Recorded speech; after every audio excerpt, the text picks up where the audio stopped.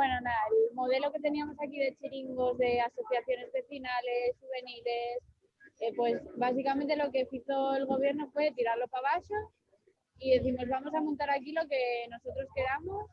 y bueno, todo ese, el Pinón Folisa, el Rincón Cubano, la Folisaria, que era un chiringuito también nuevo, pues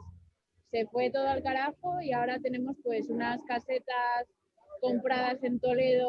horribles y todo ese movimiento que había de los chiringos, de la gente que consumía una caña iba para proyectos, por ejemplo, el chiringuito del Aparo,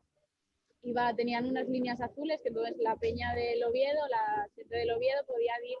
a Valladolid a ver al Oviedo con ese dinero que se sacaba del chiringuito. Y pues básicamente el Alfredo Cantelli y la concejala de festejos de Cuba, Don Díaz, lo que hicieron fue tirarlo para abajo y con los hosteleros que tenemos por aquí y ahora estamos tirando